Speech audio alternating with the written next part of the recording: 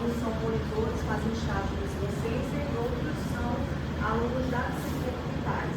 Então, foram as primeiras disciplinas que são conhecidas como disciplinas de extensão.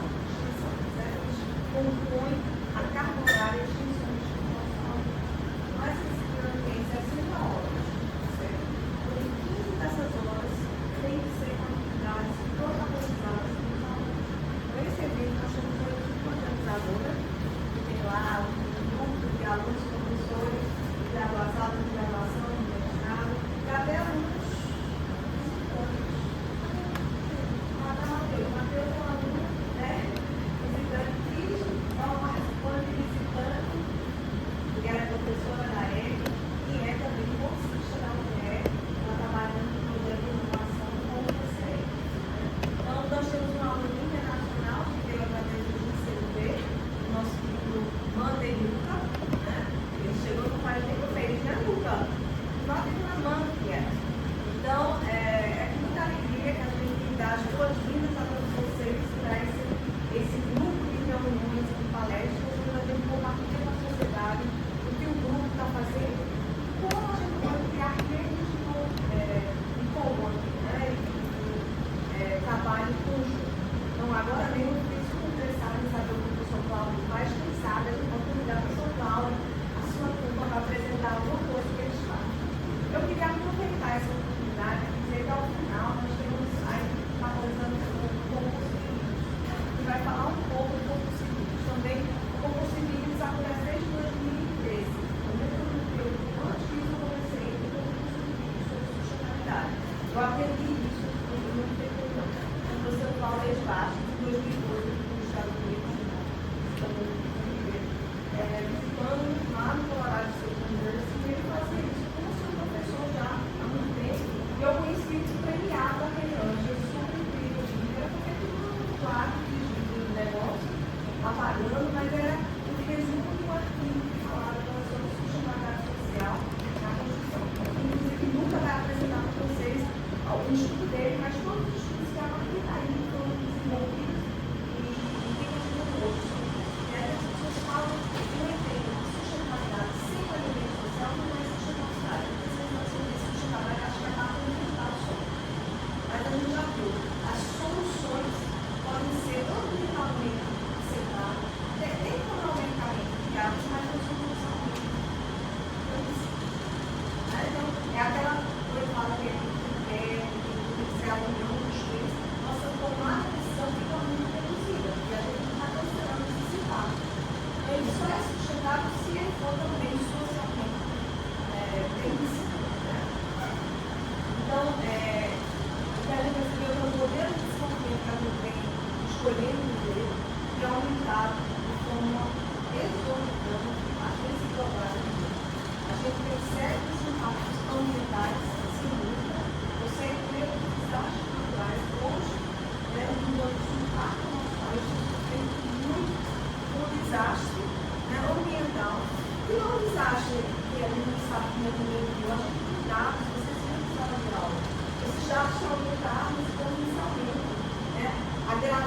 Não só a gravidade dos desastres naturais aumentada, a intensidade deles está aumentada, os anos mais quentes da vida na humanidade nós estamos vivendo hoje, tudo isso, e foi já visto há mais de 20 anos. Então, isso já tem sido chamada a atenção em 1992, quando a gente fez a artigo 92, nós já tínhamos estudos desde 72 e mostrando as estatísticas que isso ia acontecer, que a gente precisava fazer ao longo do ano para isso não acontecer. Então, a gente está seguindo na colheita dos estudos de como a gente precisa se desenvolver. E não é falta de conhecimento, não é falta de ciência, mas a gente precisa aumentar a consciência e pensar em soluções que sejam realmente sustentáveis. Então, nessa disciplina a gente traz esses aspectos.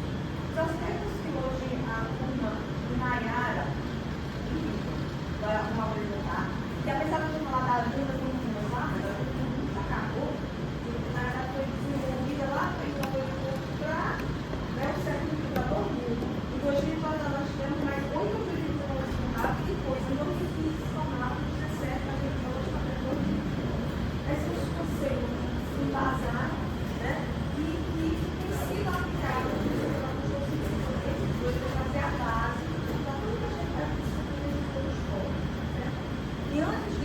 temos o primeiro resultado de paz, que apesar de ter sido feito na Canadá há mais de 2 anos, né, um trabalho, pesquisa, Isaac começou no seu TCC, que agora a Carol conseguiu trazer a função, trazer a se tornar um produto acessível à sociedade, ela conseguiu adaptar a realidade do comércio, submeter e agora está indo para a Curitiba a apresentar a sua muito corajosa.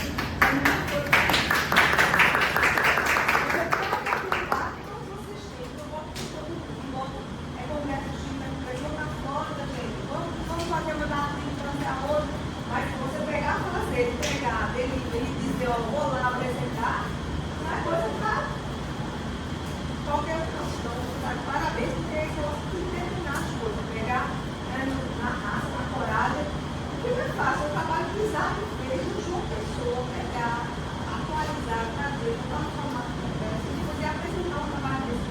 Né? Então, ela vai começar com a apresentação dela. A gente vai, no final, trazer nossas contribuições para que ela apresente muito bem semana que vem. E você vai? Eu vou na terça-feira. Então, a gente está tomando muita coragem para você. Na hora de começar a apresentação, só tem 10 minutos. Coisa rápida, né? Lá, só tem 10 minutos, né? Tem 30 minutos. Tem que. Menino vai falar leve. Tá certo. Então, eu queria agradecer agora também, além da equipe organizadora, que está aí, né? Isaac, Orpício, que não pode estar aqui, Maria Fernanda, Carol, Alisson, o nosso querido monitor, que tinha sido Alisson, que tem feito uma revolução na disciplina. Essa disciplina é a única dos slides que estão com inglês. Eu já dei essa disciplina toda em inglês, mas todos os slides eram em inglês. Alisson inovou. Ele sabe uma coisa, pessoal, eu falei português, você sabe. Ele falou em inglês para nunca que está vindo de fora. Quer dizer, é uma inovação e a gente vai ter coragem. Esse ano, você tinha uma disciplina da inglês aqui. A gente pode até falar inglês, mas transformar todo o material didático em inglês é uma parede fácil. Você está criando as bases para que essa disciplina possa ser também assistida para alunos em todo o inglês com uma quantidade de pessoas muito maior. Então, parabéns, Alisson. Você vai ser o nosso mediador. Eu deixo você à vontade para apresentar nossos próximos palestrantes. Obrigada a todos por estarem.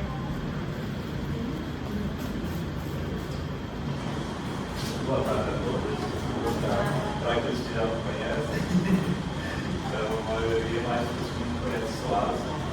Sou mestrando aqui no PEC, estou no meu segundo ano de mestrado e sou uma professora de salão por estudar de docência dessa disciplina aqui, tanto para os alunos do mestrado como da graduação e fazem parte dessa disciplina. E tanto aos que estão aqui, gostaria de agradecer. Gostaria de agradecer a todos os que vão assistir logo em seguida, quando a gente publicar esse vídeo, esse conteúdo. Por favor, venham nas próximas vezes que a gente vai ver isso, geralmente vai ser a cada semana agora, no vídeo. E gostaria de já começar dando a primeira palestrante, Carol. Carol, vou colocar aqui a apresentação. Aluna de graduação em engenharia civil. Aluna de graduação em engenharia civil, vai apresentar esse trabalho que ela vai estar apresentando aqui hoje para a gente no congresso, né, como a professora falou, na semana que vem. Então, Está em seu 9º período. Né? Se quiser falar uma palavrinha de você. Boa tarde. Eu me chamo Carol, sou aluna de civil daqui e sou o membro 10. Eu estou na orientação de Evina e agora com a orientação de Isaac. Sou aluna do 9º período e tenho uma professora Vida, já tenho uma orientação. Próxima semana eu vou estar apresentando esse trabalho no congresso de salvos de sustentabilidade e hoje eu trouxe uma categoria de finanças. O nosso trabalho é sobre a análise da composição gravimétrica de uma matriz sanitária localizada na região metropolitana de João Pessoa, Instituto de Cabo.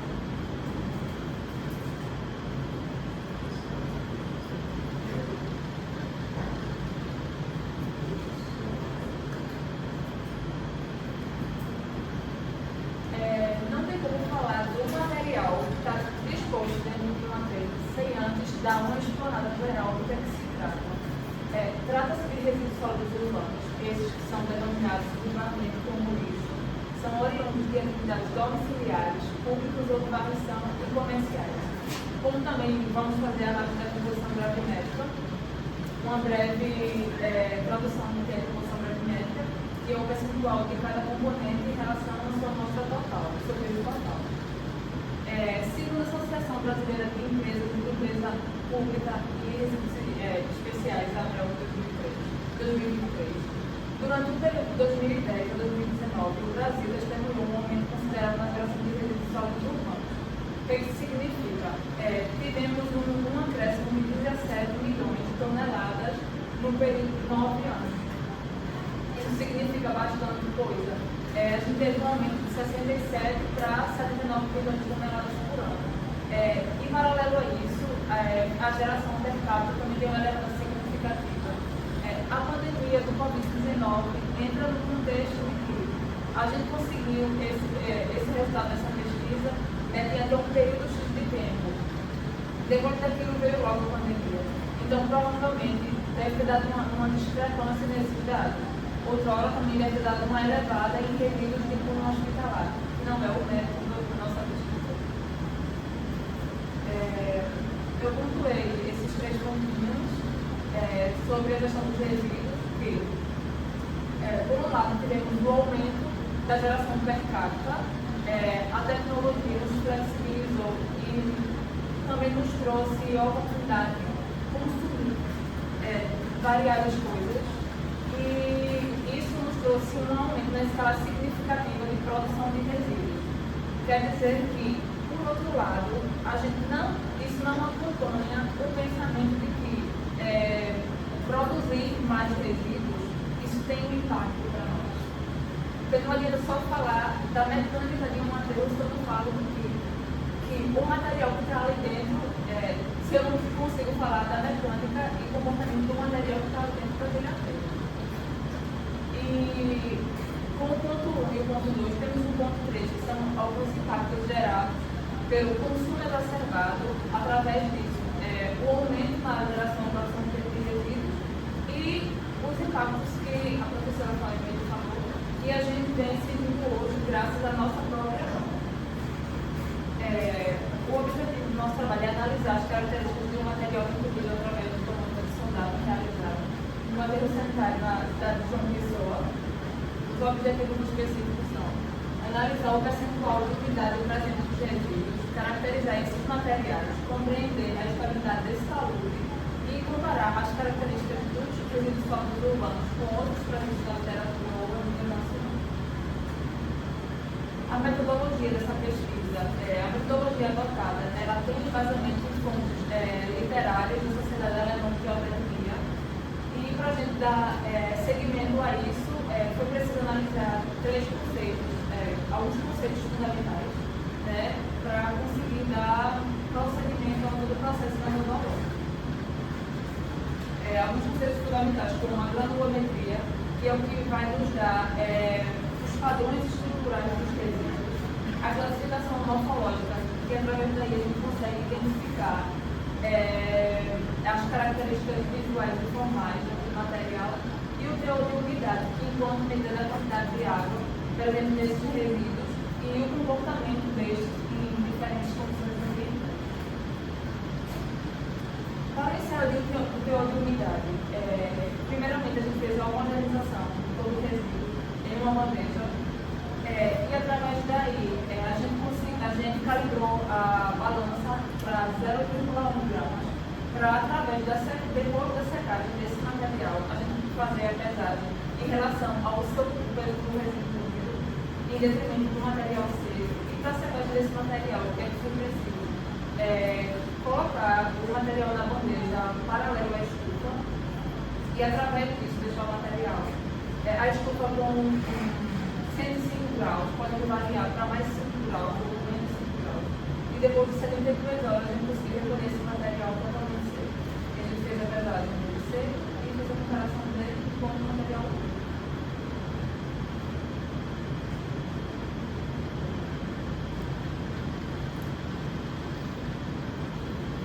E para a caracterização gravimétrica, com o material completamente seco, como eu falei, a gente fez a pesagem dele, fez o peneiramento dele em determinadas peneiras de variação de 120 mm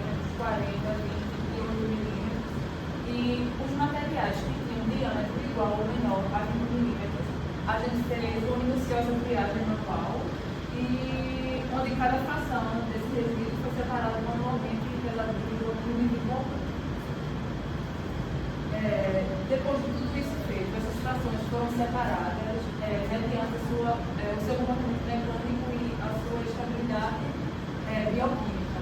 Então, separamos da seguinte maneira: papel e papelão, que engloba materiais compostos principalmente por papel ou fibras semelhantes. Plástico fino, compreende substâncias constituídas por materiais sintéticos flexíveis por embalagens plásticas macias. Metálico e ferroso e não ferroso.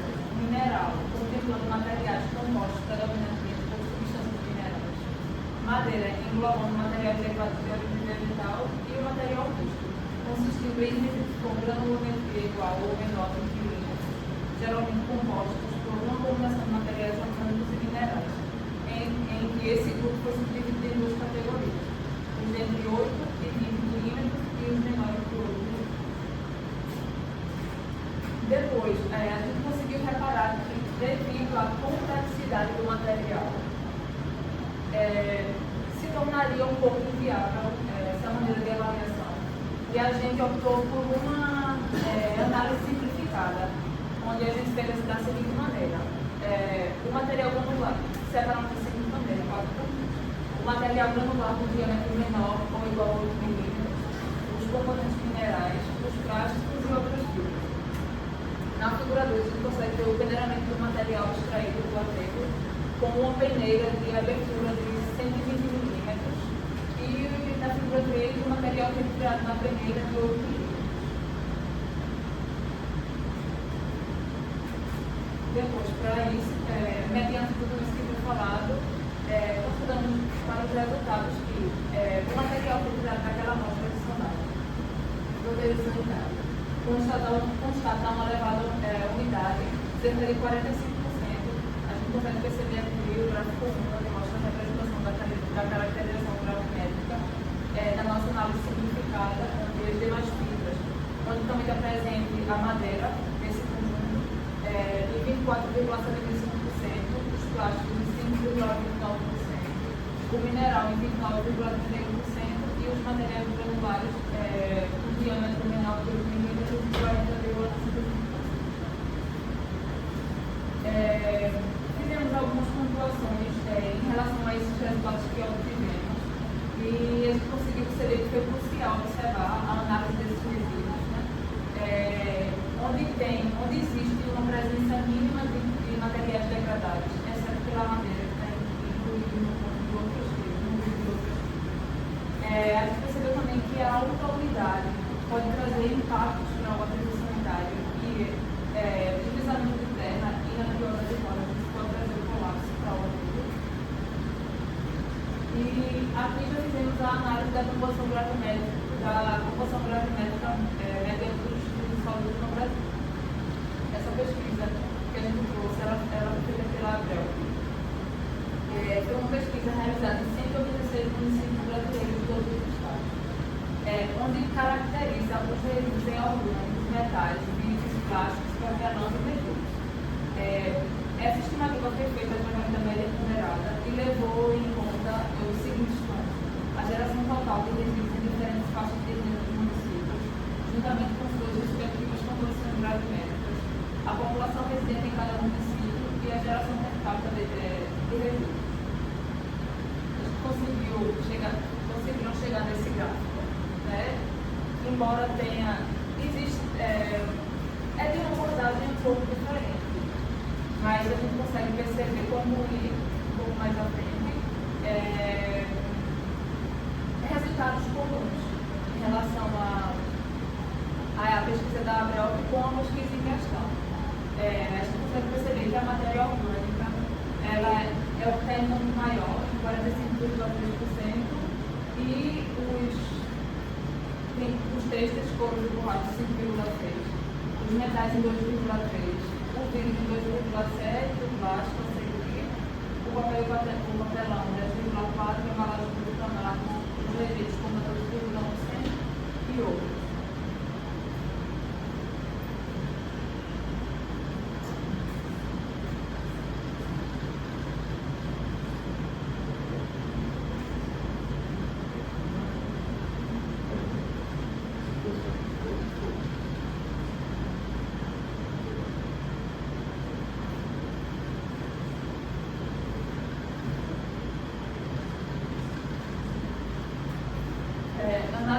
uma proposição gravimétrica, o que eu falei anteriormente da análise dos resíduos do Estado brasileiro, a gente conseguiu perceber que os resíduos orgânicos, os materiais orgânicos, contam com 45,3% do total. Os recicláveis secos entram no segundo percentual, com 33,6%, onde se engloba plásticos, papel e papelão, vidros, metais e embalagens condicionadas.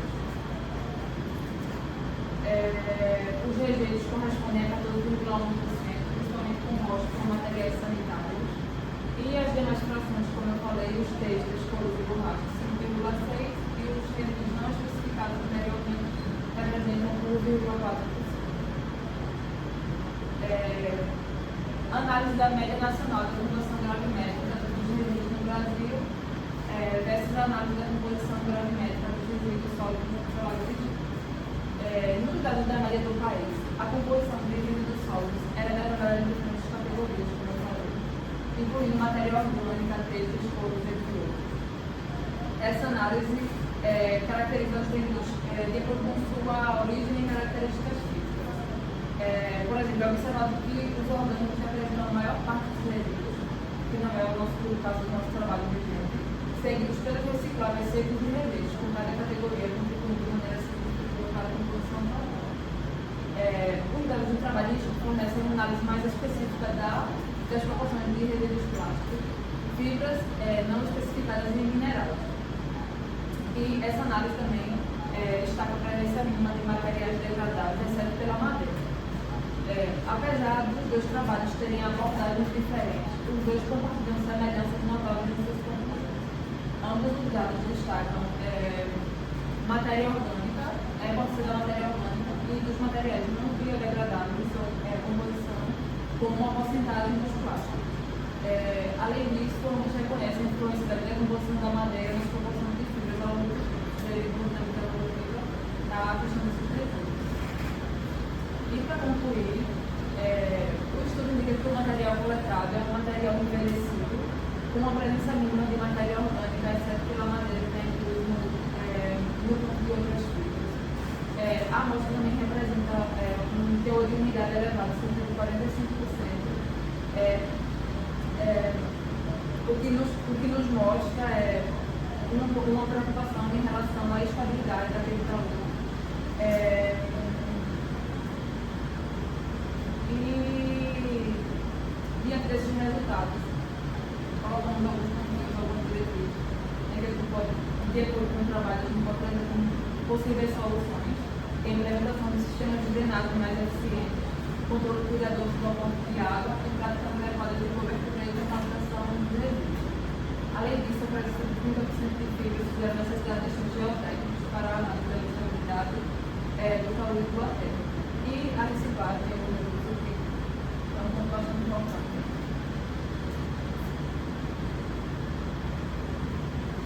E observa-se também que a adequação significativa de materiais não biodegradáveis nos resíduos brasileiros tem impactos ambientais prolongados, uma vez que esses resíduos permanecem fisicamente intactos por períodos prolongados.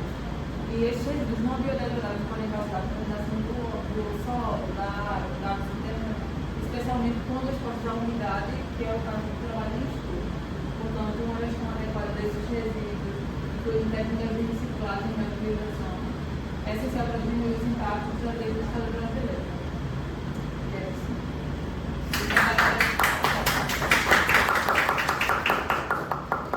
Os meus agradecimentos à escola, à universidade, ao grupo, pelo aconselhamento e à professora.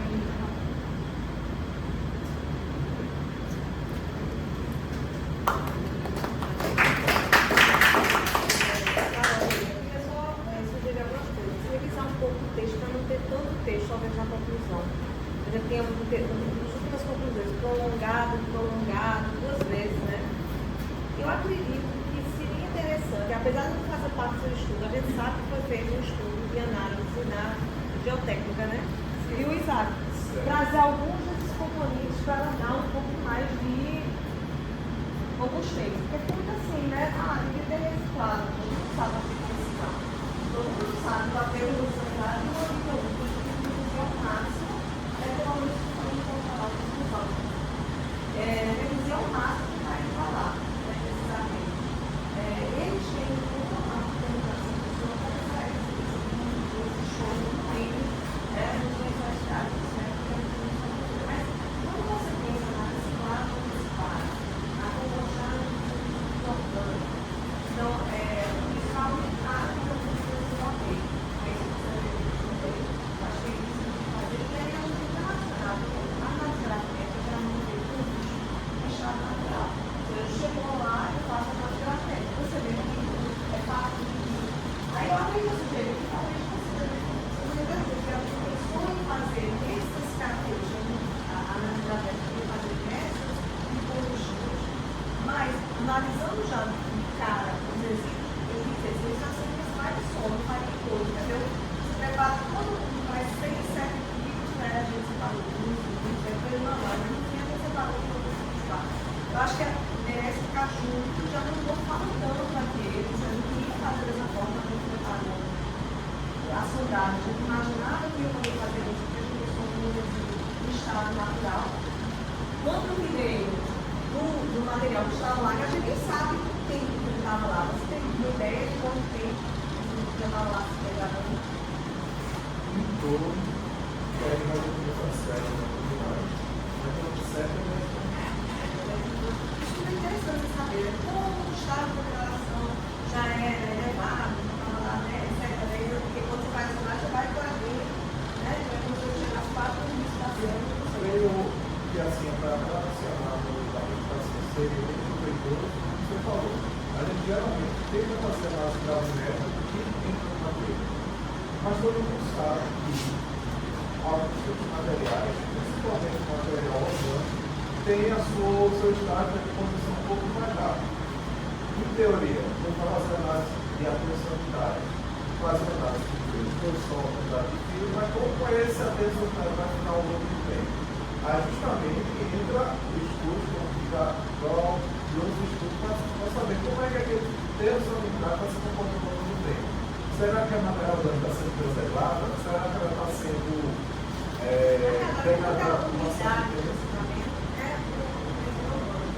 você está detectando mais de salinidade, é orgânico, E justamente 40% é próximo para o percentual elevado. que não é mais admissível. Acho que a porcentagem hoje do planeta todo o sistema de criado e aumentado. Eu não queria ter um orgânico ir lá para dentro do negócio, tirar chuvas que poderia ser compostado, mais. Então, hoje em dia, já temos mais ciente dessa sua responsabilidade de usar, até para que ele tenha um produto mais sinal, mas é daqui não feito. Porque quando você faz compostado, você pode vender o fertilizante, né? Quando você faz a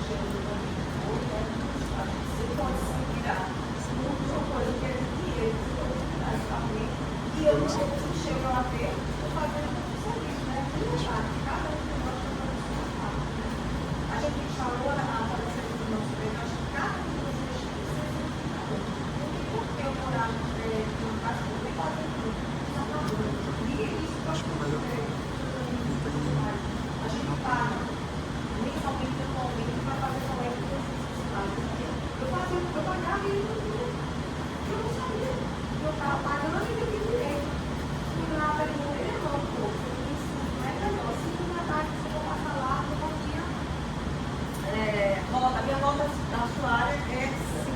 Aí a primeira vez ele tem uma negócio, não fez, ele não demorou, ele não parou. Não, hoje ele parou. Eles olha, até hoje, faz mais de aquela pandemia, uma vez, 2019. Até hoje, quando se convida na casa, eles fazem o colégio. A gente criou um ponto muito barato, com 12 andares, com 12 encheiros, só para recitar.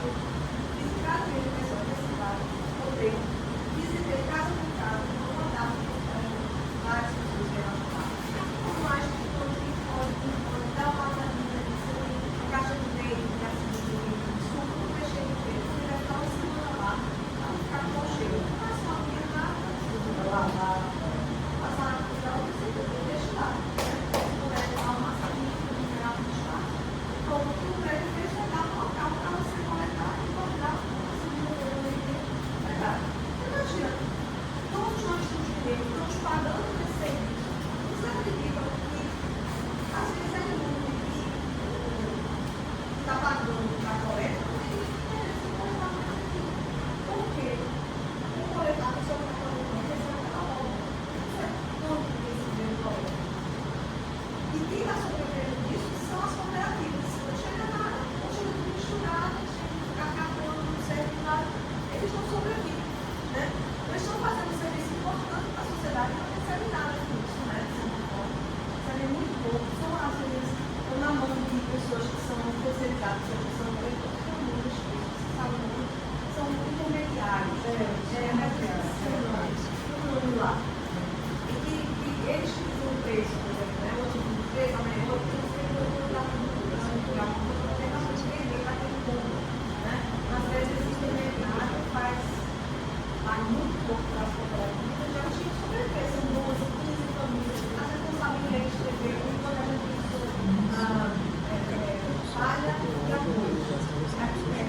São todas pessoas que mais alunas que não dão na idade, então, poder aumentar no local, a gente tem que sobreviver com isso, e se eles não tinham um salário muito consegue sobreviver, né? E às vezes assim, essa vida não vai sair. Então, a gente tem essa consciência, pode mudar a realidade, né? Não, essas coisas você pode incorporar, talvez, né? Mas trazer a ideia de que esse pastor trabalha assim, uma análise geológica, para que o entendimento da fibra eu pudesse ampliar a vida profissional. E aí eu podia ter talvez um escopo maior, a gente fala que o tamanho dele pode ser maior, se essas fibras são suficientes, né? Eu posso compactar um pouco melhor, eu posso, na minha grade, aumentar a quantidade de coisas que eu estou colocando em cima. Às vezes eu acho que eu só posso fazer desse escopo, e se ele tiver condições de coisa, pegar um pouco daquele estudante, dar um pouco disso para dar uma levantada no final, tá certo? Agradeço, Carol, parabéns, boa sorte, purifica, vai se prepare, não está nem enrolar não, né? Eu acho que não, espero que não. Estou mandando minha jovem lá, sua mãe está com medo de mandar? Mãe é muito... Mandou você para Portugal? Mandar, tá certo. Agora só palavra para você apresentar o nosso ministro. Eu vou só colocar o pessoal do aplicativo, colocar aqui o QR Code para vocês avaliarem a palestra aqui. Tem que avaliar. E se quiser ganhar o certificado, tem que avaliar, porque é só assim que eu tenho o seu nome e CPF para poder fazer o certificado. E o e-mail, o telefone para poder mandar para você. Deixa eu só pegar aqui. Lembrando que a gente vai fazer um aqui, eu vou assinar como líder do grupo, mas ao final, quando eles mandarem o relatório final, vocês vão receber também o certificado. Aí eu queria que vocês preparassem um drive, onde vocês vão mandar todos os certificados e eles vão poder entrar e pegar o deles. Porque a gente não vai conseguir mandar de novo. Eles fazem o drive e mandam Oi? É, aquele ali também, tá? Só tá o. Misericórdia, olha as fotos que vocês estão mandando, faz uma viagem aí, pelo amor de Deus. Eu vou vir com a roupa mais preta na próxima vez, misericórdia. Eu tinha um amigo que dizia, a senhora deu fantasiada de girafa hoje, não foi, professora? Eu tinha vontade de crescer. Carol. Checa a bateria. Pronto. Esse Não vai dar parada, né? Tá bom, filho, lá. Acho que não. está funcionando. Países em desenvolvimento, que é um documento muito importante que foi feito lá pelo final da década de 90, mas início de 92, e eles vão apresentar tudo que for necessário fazer saber sobre o assunto, então vai ser bastante interessante. Por favor, sinta-se à vontade para iniciar aqui.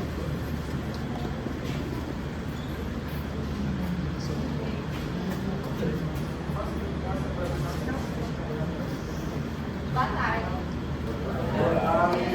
Como a gente falou, meu nome é Nayara, sou graduanda em engenharia civil e a gente vai começar falando sobre a agenda 21, que é a Constituição do País do Desenvolvimento.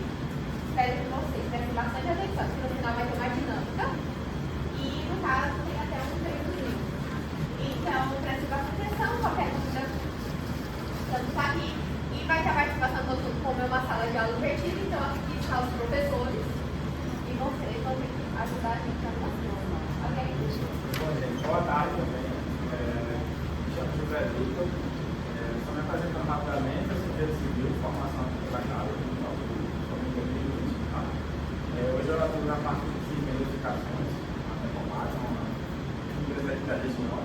E com muito orgulho estou participando de uma aula de regime especial para o mestrado, aqui da Civil e e nossa missão, minha colega Nayara, hoje aqui, é compartilhar com vocês um pouco desse tema. A gente sabe que é um tema bastante complexo, a gente não vai exaurir completamente aqui, mas a ideia é trazer o que for essencial, para que a partir daqui seja um ponto de partida para vocês continuarem as pesquisas de vocês. A ideia é ver os pontos mais principais. Então vamos lá, o tema é esse, Agenda 21 para a construção sustentável em países de desenvolvimento. Eu já gostaria de destacar aqui que, pelo próprio tema, a gente tem 3 palavras-chave. A gente tem Agenda 21, como conceito, construção sustentável, outro e países em desenvolvimento. Então, a primeira dica é, para entender bem esse tema, a gente primeiro precisa estudar por partes cada um desses termos, tá? Agenda 21, construção sustentável, países em desenvolvimento. E aí, entendendo os 3, a gente entende bem. Então, vamos lá. Pronto, início, como introdução, eu trago para vocês aqui esse diagrama aqui, tá? Ele basicamente ajuda a gente como um mapa mental para entender como é que foi esse desenvolvimento histórico. Então, como a Alisson até mencionou, em 1992 a gente teve a segunda conferência das Nações Unidas para assentamentos humanos, que aconteceu no Rio de Janeiro, em 1992. Eles reuniram 170 países, o Brasil foi um anfitrião, e o produto dessa reunião foi a Agenda 21. Esse número 21 é porque, como a nossa professora mencionou também, foi justamente objetivos que eles estavam tentando traçar para os problemas do novo século, né? Do século XXI, que era o século que estava se aproximando. Né? Então, por isso esse nome 21, ou seja, eram objetivos de desenvolvimento sustentável relacionados ao novo século. E aí, nesse ano de 1992, o pessoal fez essa reunião e propôs essa agenda, tá? Essa agenda 21. E qual é a principal característica dela? Ela é mais holística, mais macro, porque ela, no início, serviu como um modelo internacional de desenvolvimento sustentável. Então, era como se fosse uma referência inicial para servir como balizamento para demais países conseguirem aplicar as suas realidades locais.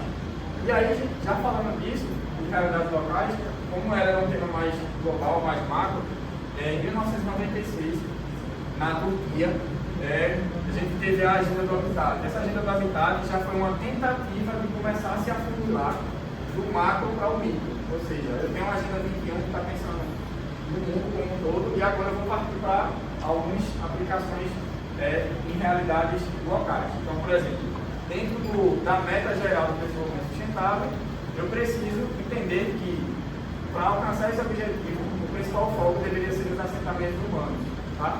Ou seja, as grandes cidades. A professora até na aula anterior já comentou que hoje a gente vive uma urbanização muito acelerada. Então, grande parte das pessoas hoje não moram mais em áreas rurais, moram em cidades.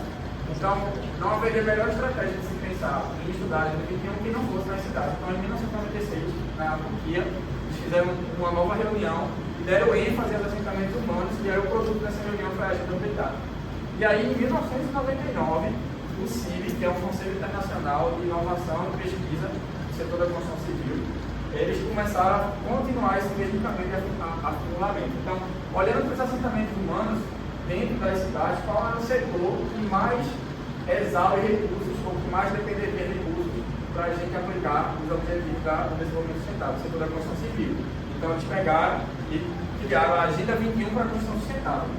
E, por fim, em dezembro de 2000, eles viram que o modelo que se aplica para países desenvolvidos, a gente não pode adotar a mesma referência para países em desenvolvimento ou subdesenvolvidos. Então, como são realidades diferentes, a gente chega no desenvolvimento do nosso tema. Então, tudo que começou lá em 92, hoje é aplicado, voltado para as cidades, e principalmente para o setor de construção e em países em desenvolvimento. Então, esse tema é importante justamente porque uma das principais características de países em desenvolvimento é porque ainda falta muita infraestrutura a ser desenvolvida. Tá? Dentro desses países em desenvolvimento existe uma rápida urbanização e necessidade de habitação adequada. E esses três principais problemas é o que traz a importância de a gente tratar desse tema, porque existe uma urgência muito grande em realizar intervenções sustentáveis devido a esses três problemas aqui.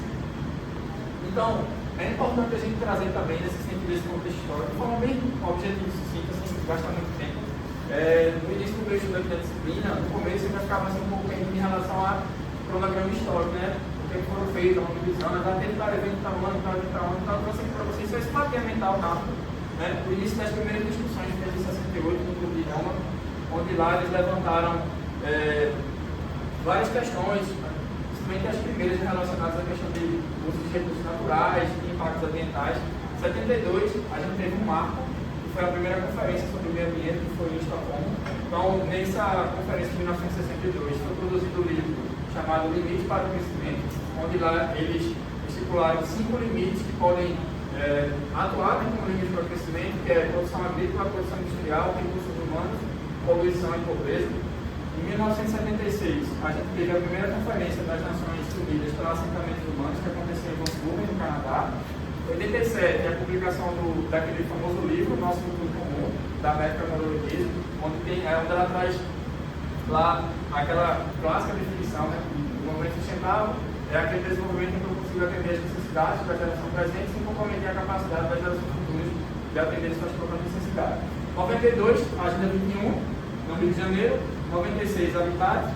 99, para a construção sustentável. 2000, é o tema que a gente está conversando hoje aqui. Então vamos lá, vamos entender um pouquinho dessa Agenda 21. Eu separei nessa forma de esquema porque facilita a nossa visualização. Bom, a Agenda 21 ela tem 2 pilares. Um pilar é em relação a, digamos assim, objetivos de diagnóstico, que é compreender os desafios que a construção sustentável traz em países em desenvolvimento. Então, uma parte dessa Agenda 21, ela busca entender, primeiro, tipo assim, para solucionar o problema, primeiro eu tenho que entender o problema. Então, ela tem toda uma parte relacionada a pesquisa e desenvolvimento, para primeiro se conhecer quais são os desafios, quais são as barreiras, quais são os impactos, para a partir daí pensar em soluções. E o segundo pilar é a parte de formulação, são os braços dela propriamente dito. Então, eu tenho o primeiro braço, que é o que é a agenda, é a agenda de investigação de pesquisa e desenvolvimento, e o segundo braço, que são as estratégias de ação. Aqui eu trouxe um pouquinho da imagem desse documento que foi feito lá no Rio de Janeiro, em 1998. Bom, então, atrelado a isso, a gente também tem o próprio desenvolvimento desse conceito da palavra desenvolvimento sustentável. Um dos principais objetivos para facilitar esse entendimento é pensar nessas 3 principais palavras aqui, voltadas para a espécie humana, ou seja, o que seria o desenvolvimento sustentável, ou a própria sustentabilidade em si. Ela tem que envolver o aspecto de sustentar, apoiar e manter a espécie humana. Então, tudo que for relacionado a esses 3 principais pontos vai estar dentro aí do espectro do conceito de sustentabilidade. Então, o desenvolvimento sustentável já vai ser aquele que propicia justamente esses 3 pontos. A aplicação desse desenvolvimento sustentável vai se dar nos assentamentos urbanos, principalmente nos centros urbanos, onde se concentram as grandes cidades. E aí, o produto disso aqui foi o desenvolvimento desse conceito, que é sustentabilidade urbana, e dentro das cidades, como a gente sabe, o setor da construção civil é que mais demanda recursos para isso, a gente também tem um conceito aí de construção sustentável. Bom, e aqui são as justificativas, Por quê? Por que o setor da construção civil ele é extremamente importante para essa questão do desenvolvimento sustentável? A gente tem aqui uma estatística onde mostra que 50% de todo o capital nacional de investimento sempre vai estar relacionado ao ambiente construído, relacionado a algum aspecto do setor da construção. Além disso, 50% da matéria-prima que é produzida em todo o país, praticamente metade dela está relacionada à aplicação também no ambiente construído do setor de construção civil, e mais 50% da produção de energia, toda ela estava voltada também para o setor da construção. Então, obviamente, existem multifatores, nunca é apenas só esses três, mas aqui eu tentei trazer para vocês o essencial, né, o princípio por trás, para mostrar como o setor da construção civil é um dos pilares que tem que ser aí abordado para a construção sustentável. Então, indo caminhando para a apresentação, a gente também acha importante trazer para vocês. Lembra lá do começo que eu falei que é importante entender o que é a Agenda 21, que foi dito, construção sustentável, que você acabou de ver, e agora países em desenvolvimento. Tá? E aí, a gente tem dois critérios de classificação. O primeiro é um que é proposto pelo Fundo Monetário Internacional e o Banco Mundial, e esse critério relaciona-se com dois indicadores. Um é o PIB e o outro é a renda per capita. Então, baseado nesses dois indicadores, essas duas agências, elas fazem essas três classificações. Então, eu tenho países desenvolvidos, são aqueles que possuem uma renda superior a $7.000. Pelo FMI, hoje são 33 países que são classificados como desenvolvidos. E uma das principais características deles é porque são países de industrialização forte. Países em desenvolvimento já são aqueles que têm uma renda que não supera 7.000, né? E, obviamente, também não é inferior a 750. São fora da Europa. Eles, uma das principais características é que eles são completamente dependentes de países desenvolvidos, principalmente em relação a economias e alguns principais produtos. Então, no nosso caso do Brasil, é muito dependente de produtos que têm na sua produção a base monetária do dólar. Então, se algum dólar ficar sofrer algum tipo de variação cambial, a gente tem que bastante interpretado. A gente tem a exemplo dos principais commodities que a gente exporta e combustível. Né? Então, esses são os principais exemplos. E o outro é que a gente tem a industrialização intermediária. Já países subdesenvolvidos são aqueles que têm uma renda inferior a $750. E para se considerar a transição de sub para desenvolvido superar $900, então aqueles que superam 900 já cai no enquadramento em desenvolvimento. E as três principais características dos subdesenvolvidos é vulnerabilidade econômica, fragilidade social e baixa renda. Então esse é o primeiro critério baseado nessas duas agências. Existe um outro critério que é hoje o mais adotado, é o critério da própria ONU. Então, o critério que a ONU utiliza é o chamado IDH. Você já deve conhecer, que é o Índice de Desenvolvimento Humano. Esse IDH, ele leva em consideração três bases, que é renda, saúde e educação. Então, ele tenta abraçar de forma mais holística, diferentemente dos anteriores, que levam em consideração só o aspecto econômico, você que leva em consideração também o aspecto social. E aí ele faz essa separação numérica aqui, onde eu tenho, aqui um IDH superior a 0,8, então são países com IDH muito alto, IDH entre 0,7 e 0,79 alto, entre 0,5 e 0,69 médio e abaixo de 0,55 são os baixos. Aqui eu trouxe a lista dos 10 maiores, que possuem os maiores IDH. A gente tem aqui esse é uma fonte até atual do período de 2024. A gente tem a Suíça em primeiro lugar, com 0,96, Noruega em segundo, Islândia, Hong Kong, Dinamarca, Suécia, Alemanha, Irlanda, Singapura e Austrália. E a posição atual do Brasil hoje é 0,76, está em posição 89.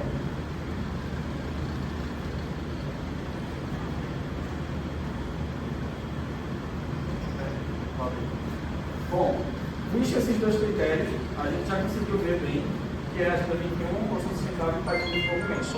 Então aqui, a gente vai agora entrar mesmo na parte dos objetivos da Agenda 21, seus principais pontos. Então, como eu havia mencionado anteriormente, ela tem esses dois braços, de pesquisa e de ações. No braço de pesquisa, a gente tem os facilitadores tecnológicos e um dos objetivos dessa pesquisa, dessa investigação diagnóstica, é tentar encontrar um ambiente propício à implementação desses objetivos. Nada vale todo o trabalho, todo o esforço, se eu não tenho um ambiente que consiga receber a aplicação de todos esses estudos. Como facilitadores tecnológicos, ele também divide em três passos.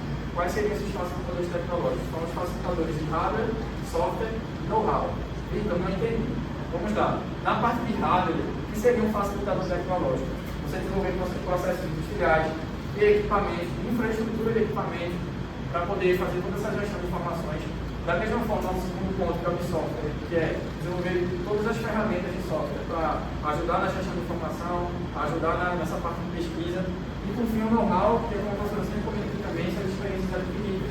Então, cada comunidade local pode ter sua própria experiência ali, você pode também estar agregando para essa parte de pesquisa e inovação. E no segundo braço, para as estratégias de ação, como é que acontece? A gente tem aqui 5 núcleos e cada núcleo desse precisa conversar entre si e cada núcleo desse sempre tem a sua responsabilidade. Primeiramente, os clientes ou consumidores. Então, eu, por exemplo, como futuro usuário de unificação, eu preciso exigir do construtor que atenda padrões de sustentabilidade. Ou eu vou comprar algum produto, ou eu vou consumir algum serviço. Eu preciso exigir da parte do cliente, da parte que vai acontecer, que atenda padrões de sustentabilidade. Então, eu, como próprio consumidor, tenho que desenvolver essa consciência. Daí, uma das estratégias de ação é focada no indivíduo. A segunda, nos profissionais. Então, engenheiros que já são formados aqui, estão em formação aqui, tem essa importância de também conhecer todos os parâmetros de serviços, de equipamentos, de técnicas de construção, também para poder exigir a implantação desses parâmetros. A própria indústria da construção, então, mais uma das justificativas de ser importante essa difusão desse conhecimento, da própria indústria, ela também tem que incorporar dentro dela essas práticas sustentáveis. Os órgãos reguladores, né, na parte de fiscalização, e o setor educacional, que é a nossa parte que nós estamos fazendo aqui. Tá? Então, as ações se enquadram nesses 5 núcleos. Aqui é só um resumo dos principais capítulos. Capítulo 1, obviamente não coloquei aqui, porque é basicamente tudo que eu já mencionei. O 2, ele vai tratar sobre terminologia, as tensões envolvidas sobre o tema, o impacto do setor da construção e os desafios. No capítulo 3, a agenda traz um contexto do mundo do desenvolvimento. No capítulo 4, é a parte de agenda de investigação, pesquisa e desenvolvimento. Capítulo 5, estratégia de ação. E o 6, caminho a se percorrer para a implementação da agenda de investigação, pesquisa e desenvolvimento.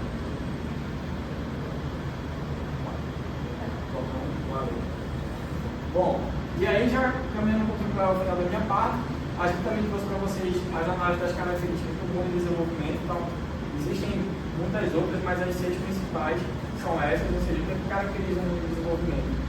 Bem parecido com o capítulo 3, né, da agenda de tempo.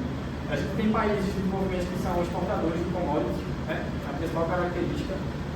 Elevado nível de desigualdade social, ainda é uma característica muito premente desses países. A ausência de infraestrutura e serviços básicos, necessidade de habitação e infraestrutura adequada e acessíveis, impacto da degradação ambiental na vida dos povos e inovação na utilização de materiais de construção, que vai ser a segunda parte da apresentação da nossa colega. E aí, olhando para essas 6 características, a gente enxerga uma oportunidade e um desafio, né? E desafios. A oportunidade é porque ainda há muita infraestrutura a ser desenvolvida. Então, o nosso papel como engenheiros civis e engenheiros de mais outras áreas, a gente tem um papel importantíssimo nisso, porque a gente está em um cenário no país que ainda tem muita infraestrutura para ser desenvolvida e a gente precisa desenvolver essa infra de forma sustentável, né? Adotando um novo modelo sustentável. E os desafios que a gente ainda enfrenta é porque há poucos recursos nesses países e não muita aderência ainda por esse setor da construção. Então, por mais que a gente já veja em alguns totalmente, tem muito ainda a ser difundido, tem muito ainda a ser aderido pelo setor da construção. E em países em desenvolvimento, a gente não tem tanto recurso, não tem tanta bala para gastar. Então, assim, é importante que se faça esses estudos, essas pesquisas, para que, na hora da aplicação, a gente use esse recurso da forma mais eficiente possível. E no caso, só para complementar, a gente vê essa inoperância na questão da gente, no caso, na graduação.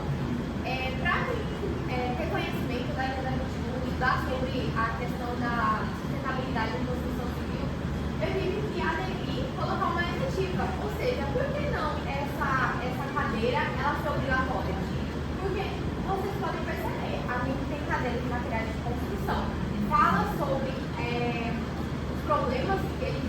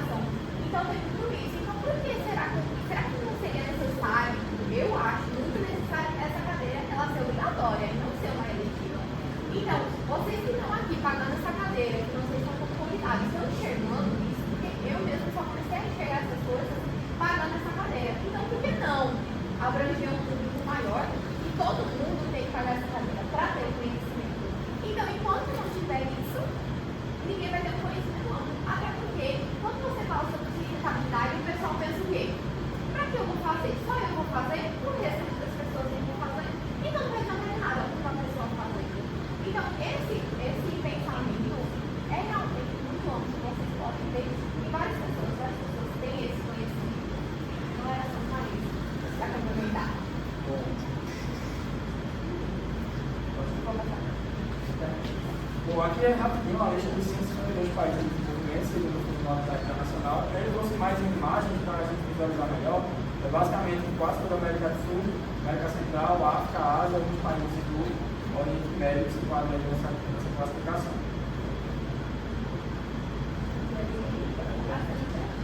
Bom, e no final, quais são hoje as principais barreiras da construção sustentável para o desenvolvimento? A gente enxerga muito ainda a falta de capacidade do setor da construção e implementar ferramentas, processos que sejam mais sustentáveis.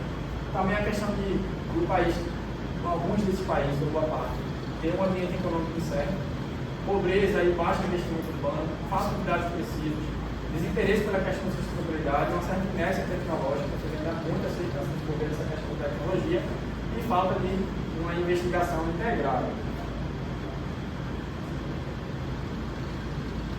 Bom, e para fechar, os desafios para a construção sustentável para o desenvolvimento, a gente aí tem a necessidade premente da inclusão da sustentabilidade nesses seguintes setores: construção, setor educacional, setor financeiro, governo e público consumidor. O setor de construção, como a gente já de praxe falou, a importância de implementar processos, técnicas construtivas que levem em consideração os três principais aspectos da sustentabilidade, econômico, ambiental e social. No setor educacional, que é o que a gente já está fazendo aqui, através do Fórum 10, difundindo esses conhecimentos. O setor financeiro, ou seja, órgãos que fazem financiamento. Hoje a gente já tem a Caixa Econômica, que já fornece um certo benefício em termos de financiamento para quem vai tentar obter a certificação do seu caso azul dela, então vai tentar seguir alguns parâmetros ali de sustentabilidade. Os próprios governos na questão da fiscalização, e o público consumidor. Então é basicamente isso. Eu vou passar agora a palavra para a Nayara para dar continuidade aí à apresentação.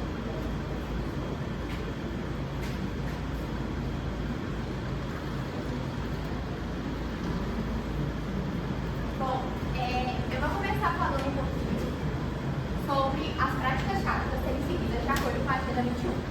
Então, vocês perceberam que o meu colega ele começou a falar sobre os desafios. E agora eu vou trazer um pouquinho, se a gente colocasse a Agenda 21 na prática, porque ela foi um plano global, que ela foi feita para realizar a sustentabilidade desses países de desenvolvimento. O primeiro tópico seria a capacitação de profissionais da construção e educação sustentável.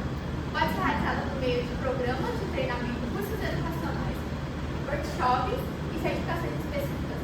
Ou seja, por que não em toda a construção não existe uma capacitação de profissionais? Tenho certeza que muitas construtoras e muitos lugares não têm essa capacitação e deveria todo mundo ter essa educação sustentável e teria que vir dessa capacitação. O segundo tópico seria estabelecimento de parcerias entre o governo e os setores da construção público e privado. Isso envolve a cooperação, compartilhamento de recursos e conhecimentos, financiamento sustentável e programas de capacitação. Ou seja, não temos verbas destinadas a isso. Será que se não tivesse essa parceria entre o setor público e privado, entre as construtoras e o governo, será que não teria esse desenvolvimento sustentável nas construções? Será que essa capacitação, será que essa educação sustentável, ela não seria mais eficaz, E no caso aqui eu coloquei o causador da inoperância dessas práticas, questões econômicas e sociais. Deixa eu ver passar.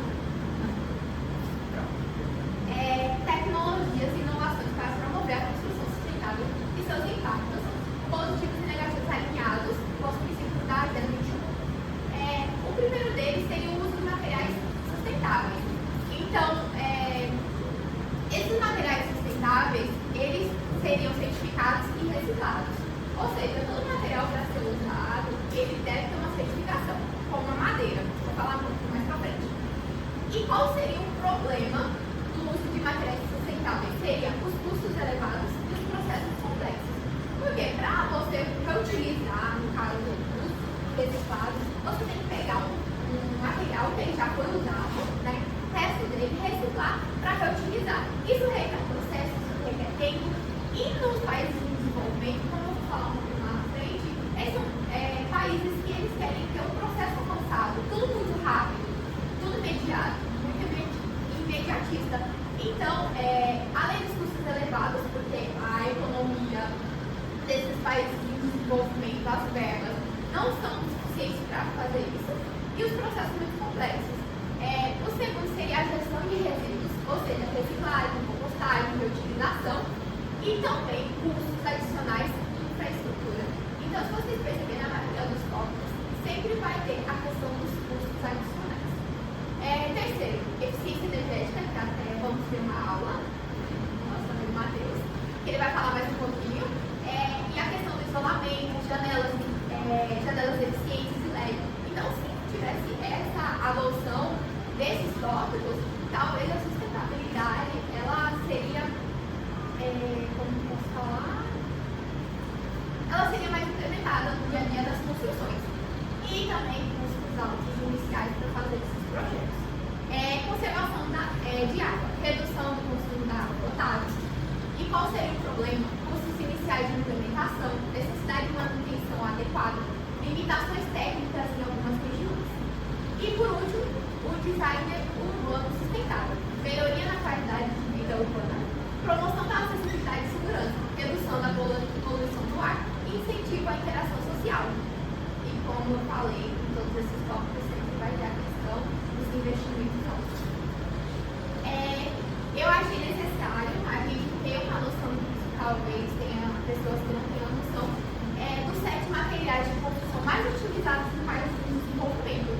E no caso aqui, ele está no nível de sustentabilidade. Então, esse primeiro aqui, materiais reciclados, bambu, pedra, telhas cerâmicas ou barro, madeira, tijolos e blocos de concreto e cimento.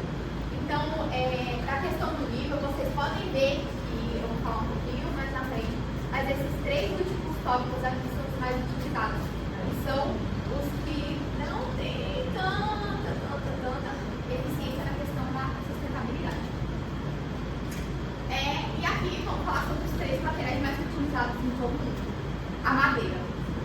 A madeira, ela tem vantagens por ser renovável, baixo impacto ambiental na produção, comparado com materiais como concreto e aço. A produção da madeira consome menos energia e emite menos carbono. Ou seja, se a gente fosse utilizar um material que ele tivesse menos impacto na questão de sustentabilidade, seria a madeira. Nayara, mas a desmontagem do desmatamento, eu vou ter que tirar aquela árvore para usar aquela madeira. Mas quando eu digo de usar madeira, para você usar madeira, você tem que ter uma certificação, isso, para você retirar aquele material. Então você precisa de uma autorização. E isso, no caso, como funciona? Toda vez que usa a madeira, você tem que repor. Então tem muito essa questão de renovável, ou seja, eu retirei aquela quantidade, só que eu vou repor. Mas demora muito tempo. Mas vocês já pensaram em quantos já fizeram isso? Toda vez que utilizava aquele material, repor. Então, o maior problema da madeira seria o quê? A retirada dela, a retirada desse produto e não a reposição. Mas se tivesse toda vez isso, esse desmatamento, no caso que eu coloquei bem, ele não seria tão levado em vantagem, né? O concreto, vantagens durável e reciclável, e as desvantagens é o alto consumo de energia na produção e as emissões de CO2. E o aço, vantagem reciclável, o aço é reciclável, e eficiência estrutural. Como sabemos, o aço tem uma alta resistência, só que tem as desvantagens também, que é o alto consumo de energia na produção e as emissões de CO2. E eu trouxe algo assim que eu achei necessário, que foi um livro que eu li, a Modernidade Líquida, de Zygmunt Bauman, que ele fala, e eu fiz uma relação do livro com a Agenda 21. E resumindo, na modernidade líquida, as relações sociais são marcadas pela fluidez e pela busca de soluções imediatas para problemas do presente, muitas vezes sem considerar as consequências futuras. Isso reflete uma mentalidade de curto prazo, onde as demandas do momento são priorizadas em detrimento das preocupações do futuro. Então, a Agenda 21 ela foi feita para ter um efeito da questão da sustentabilidade das construções no país em desenvolvimento.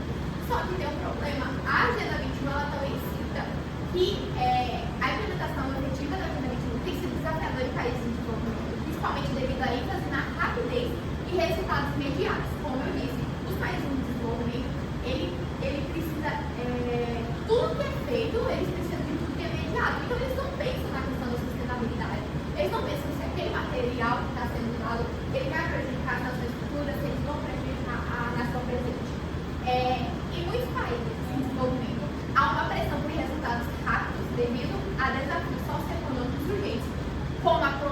pobreza, desigualdade e infraestrutura inadequada, que foi como o José citou. Isso pode levar a uma falta de priorização e investimento em iniciativas de longo prazo, como as propostas da Agenda 21. Então, esses fatores dificultam muito a concretização da Agenda 21. E eu trouxe um estudo de caso muito interessante, que foi a sustentabilidade urbana sob a ótica da construção civil, um estudo nas empresas construtoras de Campina Grande. O objetivo desse estudo de caso foi analisar as construtoras da cidade de Campina Grande. Então, essas pessoas que elaboraram, que no caso foi também, Arlan e Maria, eles foram em várias construtoras da Paraíba e lá eles começaram a fazer perguntas sobre a questão da sustentabilidade dentro das construções. Para quem não sabe, o Brasil, né, como o José falou, o Brasil é um país de desenvolvimento. Então, achei interessante, porque Campina Grande é na Paraíba, no estado do Brasil. Então, lá eles começaram a fazer perguntas para essas empresas, o que eles estão fazendo para ajudar a cidade a ser mais sustentável. E a conclusão desse estudo de caso foi que, diante dos resultados obtidos pelas empresas do setor da construção civil em Campina Grande, é possível concluir que, embora haja uma alta conscientização sobre a importância da sustentabilidade em todas as dimensões analisadas, a efetiva aplicação de práticas sustentáveis ainda carece de maior atenção e implementação concreta. Ou seja, essas perguntas geraram respostas do tipo: a gente tem a conscientização do que é a sustentabilidade nas construções, o que deveria ser feito, só que eles falaram que a culpa dessa não prática dentro das empresas seria as leis e regulamentos. Eles falaram que, no caso, era preciso ter leis e regulamentos por parte do governo, por parte do setor público, setor privado, setor público, para essas construtoras que são setores privados, como eu falei anterior. E concluiu-se também a necessidade de fazer outras pesquisas em outras cidades, pois a partir desse estudo, empresas de construção civil se conscientizam sobre os malefícios da falta de aplicabilidade da sustentabilidade no setor. Então, a conclusão desse estudo de caso, no finalzinho, falou que essas perguntas, essas indagações que eles começaram a fazer nessa construtora, eles começaram a ter essa reflexão dos malefícios que estavam trazendo. Só que, como eram coordenadores, gerentes, não proprietários das construtoras, eles falaram que era muito complicado ter essa prática devido à falta de leis e regulamentos. Então, por que não ter leis que obrigassem as construtoras a provar que estão sendo eficientes nessa parte da sustentabilidade? E trouxe uma notícia para a gente finalizar, que ela fala sobre o consumo de recursos naturais cresce 3 vezes mais rápido que a população. Ou seja, essa notícia aqui foi de 2023, ano passado, dia 2 de agosto. E nessa notícia, só resumindo, ela estava falando sobre a questão dos consumos dos recursos naturais e que eles estavam falando do lado. E que eles estão crescendo cada vez mais, esse consumo está muito desenfreado, muito mais do que o desenvolvimento da população. E um desses parâmetros que eu trouxe o primeiro tópico que faz com que tenha esse rápido consumo de recursos naturais, o primeiro deles é a indústria da construção civil. Então, nessa notícia mesmo, a gente já viu a questão que os consumos de recursos naturais são sempre advindos à indústria da construção civil, depois de indústria de energia, e o terceiro, a agricultura e pecuária. E é isso.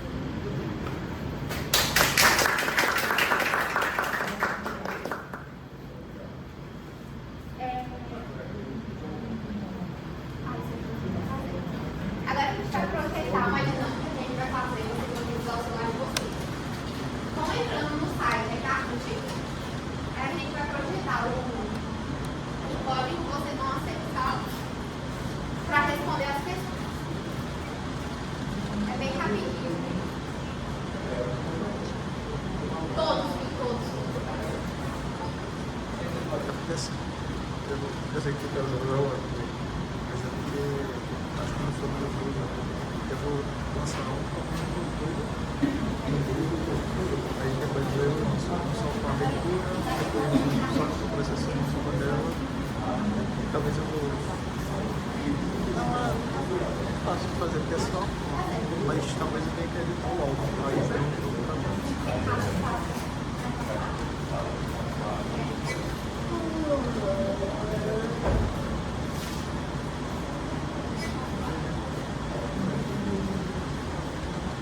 Vocês conseguiram entrar? A internet está dando isso?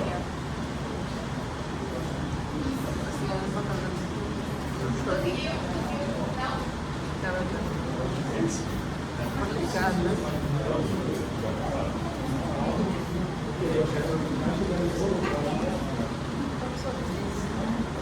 É pessoa difícil, né? Eu sou difícil. Eu sou engenheiro. Cascador. Cascador. Eu fugi, viu? Porque eu era da sua área. Eu fugi quando era tempo. Vocês conseguiram acessar? Tem que jogar, vocês Eu tenho que jogar os olhos. conseguiram? O meu celular tá muito. Você vai fazer. Nem precisa baixar, porque quando já vai.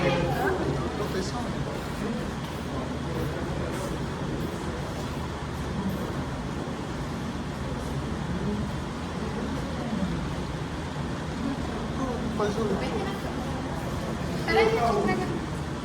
É tudo isso para Pode ser colocado. Não foi o que tu é gaúcho, tu é gaúcho não, né? É uma mistura de Mato Grosso do Sul com Rio Grande do Sul.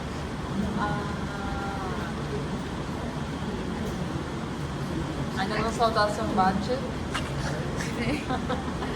Já colocou a última tempo. O fim. Ah.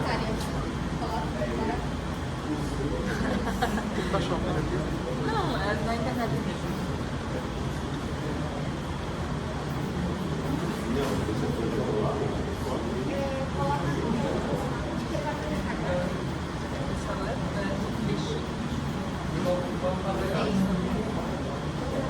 Esse é bom.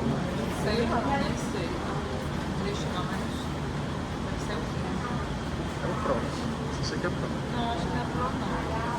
Tem Pro e Pro Max. Ah, sim, pode ser Pro.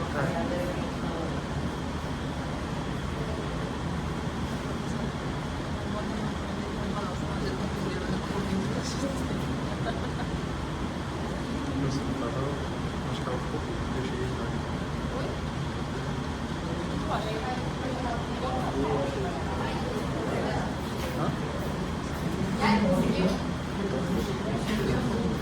Ela queria que já tivesse sido montado.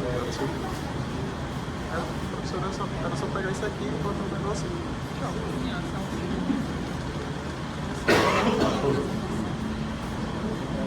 Tu chegou você? cheguei, fui lá direto e só um lado que estava Mas ela falou. Aí é só o professor não me deu tudo. Aí, tem, coloca aí. 62, 21994. Só vai começar com todo mundo finalizado. Bota o número aí. Tem inglês que a tua Luca não fazer.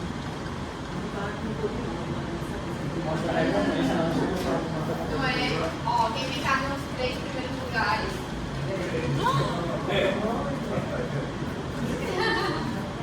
já tem ali 1, 2, 3, 4, 5, 6, 7, 8. Tu tá conseguindo aí? Agora, né? E aí, conseguiram? Faculdade, todo mundo entrou? Alisson.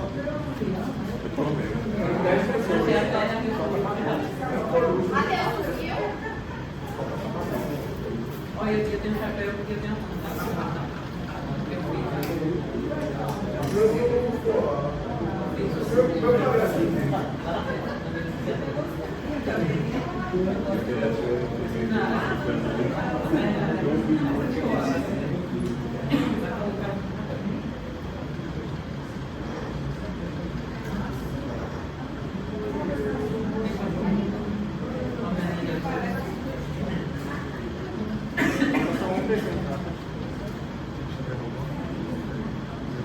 Foi eu não.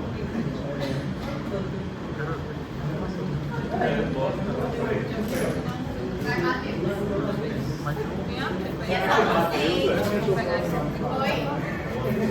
E vai ganhar. Se tu ficar nos 3 primeiros lugares do quarto ano, eu É.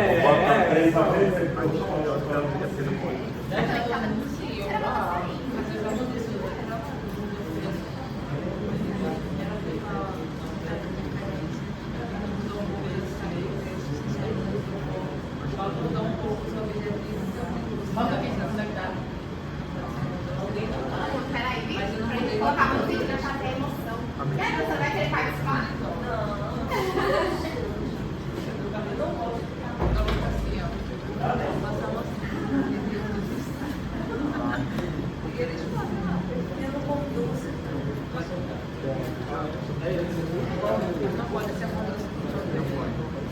O professor Paulo, acabei de falar com ele, acabou ontem, podia ter usado hoje. Tinha acabado ontem em Nova. Então eu estava liberado, porque eles tinham gravado lá todo o semestre, mas já acabou. Podia ter usado. Hã? Paulo está na coordenação. Paulo nunca era. Yeah. Tu acha que foi de tudo isso? Mas está dando certo. O que acontece se eu mandar, por exemplo, esse artigo depois de publicado e quiser aplicar o ele na não pode, né? Você tem que adaptar. Você vai ter que pegar a segunda página. Você referencia ele e diz alguma coisa nova. Diz, olha, né, aquele artigo eu fiz esse estudo. Gente, pode começar? Podemos? Pode. Vamos começar com o Não, a Emília ainda vai botar. Ela vai entrar também para isso. Não, quer não. Pronto. Então, gente, é o seguinte, quando iniciar, vai aparecer uma pergunta, tá? Já vai estar contando o tempo, são 30 segundos. Então, se a primeira pergunta, vão ter 2 modelos, um de 4 alternativas. Aí, se você achar a resposta certa é aquela, você tem que marcar a cor, vão ter 4 cores. Ou verdadeiro e falso, a mesma coisa, tá?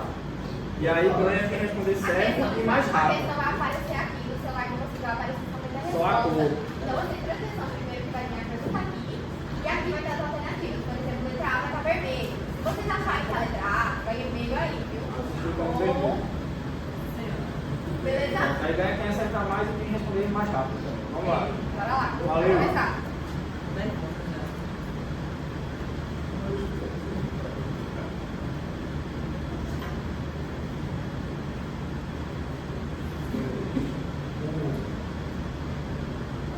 Primeiro, hein?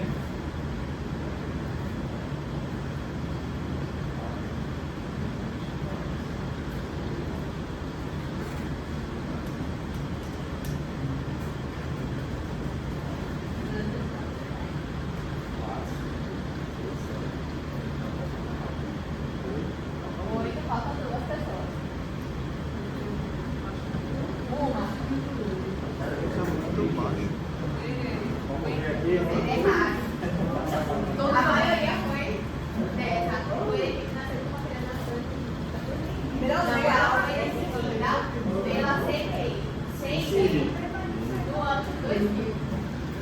Bora lá, cadê? Mas deixa eu explicar. Quer que ele Quer explique? que eu explique? Pode ser no final. Ela caiu, saiu. Eu acho que não vai ter como É, voltar. acho que tem como colocar. Era mais sem lei. Era acertou. Acertou? Mas daí? Bom, vamos ver o ranking, vamos ver o Isaac ranking. tá na frente. O Isaac está na frente, hein? Cruzeirense em segundo, em terceiro. Pode continuar? Pronto. Eu vou ler para vocês, viu? Quais os principais problemas que mais necessitam de intervenções sustentáveis urgentes em países em desenvolvimento? Habitação, adequação rápida, urbanização e falta de infraestrutura, falta de políticas públicas no setor da construção e de fomento da educação, falta de matéria-prima para exportação do setor agrícola e de investimentos, falta de tecnologia e de integração da sociedade e sustentabilidade. Tem resposta já.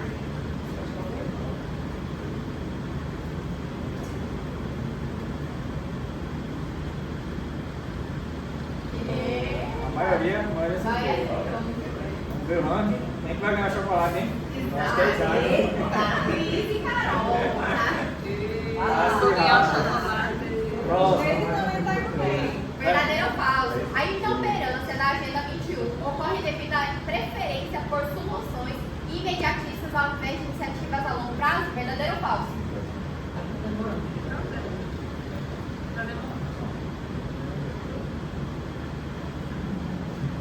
Demorando. 8 pessoas responderam. Né? 8? Por que não tá falando ainda? É porque não tá É sua verdade. internet. Ele está carregando até dar a resposta. Que horror. Dê a resposta. Já perdi o Eu acho que celular. a internet- Calma, calma, tá.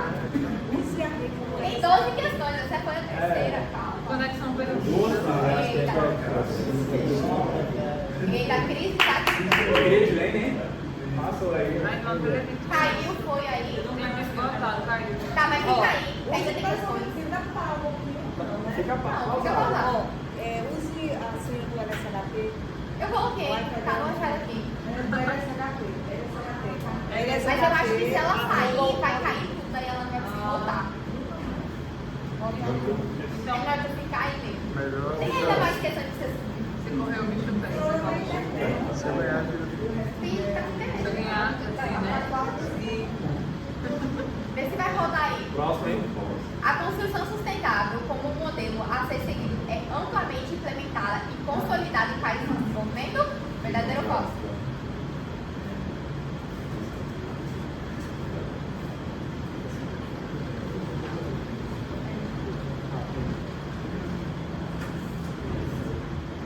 Pô, ainda não fiquei atrasada. Bem nesse link, nem Mas ela fica em cima lá, ó. Ele fica esperando até acabar os dedos, você pode responder. Só tem 6 Lembrando que quem responde segue mais rápido. Isso falta muita Deixa eu ver. Ô, gente, cada vocês? 4. Só se começasse de novo. Já sabe minha Mas eu não resposta. sabia a resposta. É, mas as outras não. Vocês querem tentar conectar uma cara aqui da sala? Até ali vocês Como é que tá na sala? nem vocês. Eu não sou, esse mundo que vocês voltaram. Voltou? Acho que foi esse. Bora que ainda tem questões pra vocês subirem. Cris, Isaac e Cláudio. E o meu ainda não Sim, foca. Qual dos seguintes materiais de construção geralmente é considerado mais sustentável em países em desenvolvimento? Mais sustentável, gente. 4, 5, 6, 7, 8. Melhor conexão de Eu novo? tô fazendo com Joab, viu? Vou logo avisando. Chocolate não. Mas ele Já desisti. Vou ajudar você.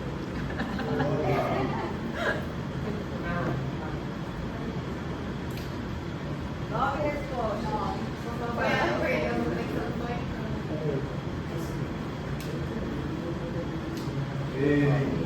Vai desse. Não, São duas pessoas não acertaram. É materiais recicláveis, gente. Amigo, O nome tá nisso. Reciclável. Materiais recicláveis. Claro, Cris e Isaac. Entendeu? Eles até amarelo. Porque era a cor. Agora precisa ter o gabarito desse lugar na quadrilha. Olha lá. Bora, Quais bora. materiais de construção são os mais utilizados em países em desenvolvimento? Porém, com forte E impacto. aí? Porém, com forte impacto ambiental. Mais É utilizado. o mais utilizado, mas é o que mais impacta. né?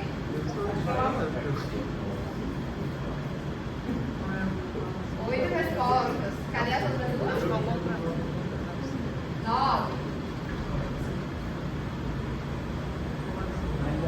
E aí? Não foi.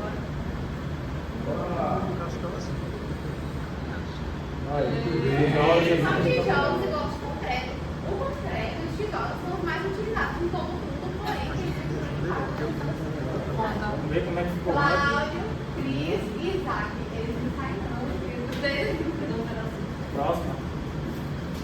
Quais os principais objetivos da Agenda 21 para a construção sustentável e desenvolvimento? Quais os principais objetivos da Agenda 21?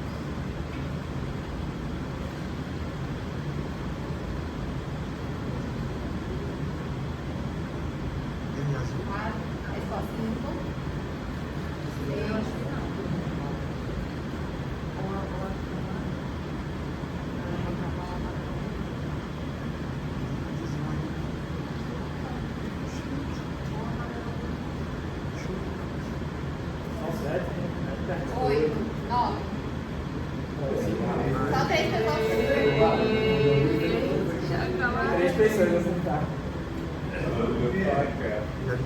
Ele falou isso 3 Eu falei, Já não, olhei não, pra não, ele. Qual era a resposta? Amarelo. de ação, mas eu tava. Ganhado. A da Carolina 21 foi um plano de ação global. Mais linda aí. Bora lá. Já lições das. Em que consiste a agenda de investigação de pesquisa e desenvolvimento? Em que consiste a agenda de investigação?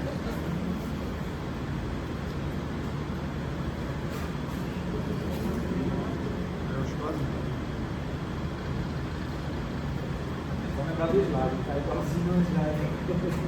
Me prestou atenção. 4. Cadê o pessoal? Responde, gente, porque eu não.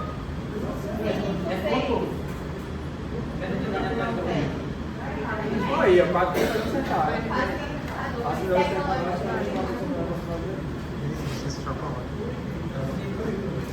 Eita! Claro, já isso.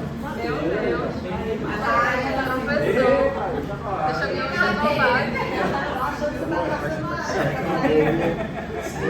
uma Países em desenvolvimento possuem uma industrialização intermediária e uma economia dependente de países desenvolvidos. Verdadeiro ou falso?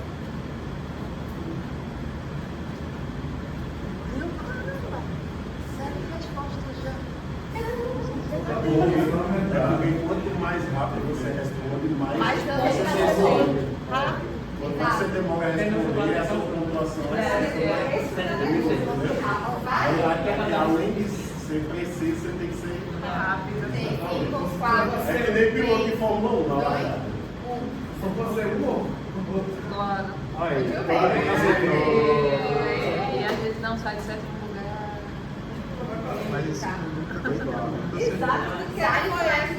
Agora, países em desenvolvimento possuem uma renda per capita superior a 7 de dólares e IH acima de 0,8. Verdadeiro ou falso?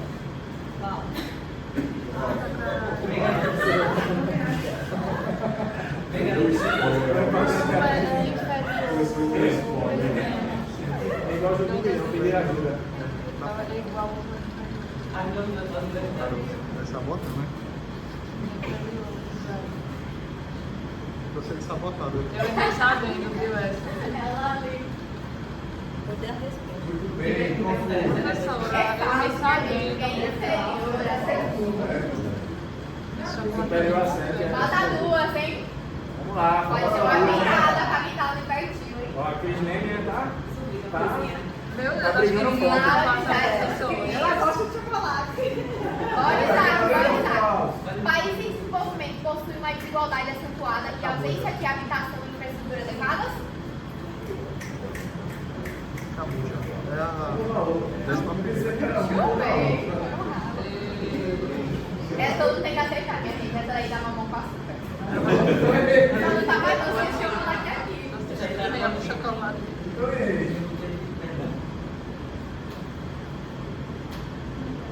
São 9 pessoas, né? É, quem foi que perdeu? Acho que você tem que botar. Fui eu, o meu pai. Sim, aí tu tá jogando. É, tu tá botando o jogo do. Aí, ó. Era verdade? Tamanho não muda, sério. Eita! Ah, é sim. Esse Ô, Cris! Eu acho que essa é a última, hein? É a última, minha gente. Sai do sério. A última é verdadeiro ou falso? Uma das barreiras para a construção sustentável é um ambiente econômico incerto, pobreza e falta de dados precisos. Uma das barreiras para a construção sustentável é um ambiente econômico incerto, pobreza e falta de dados Já tem respostas não. Uma óbvia para a resposta.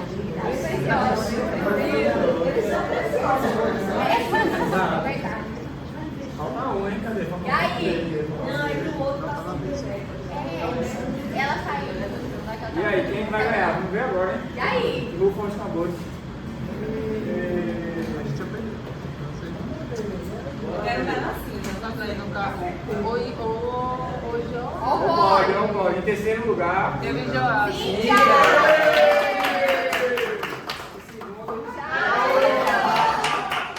E o primeiro?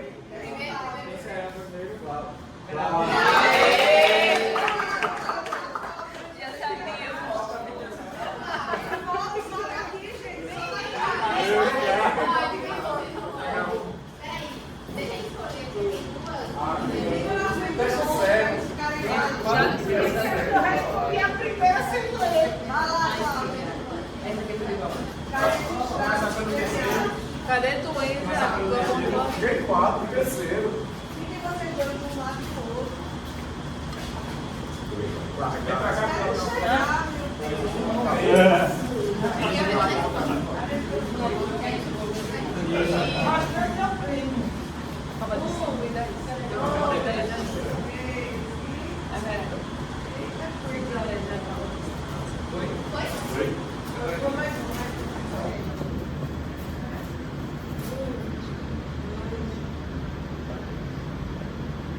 Agora esse coisa não vem na casa de vocês. Vai ficar no Então, lugar. vai marcar aqui, não? Vai mostrar também a escolha, né? É um código que está Professora, acende a luz. Acende a luz. Vai pegar um ponto. Aí o gente do 1, 2, 3 e... Porque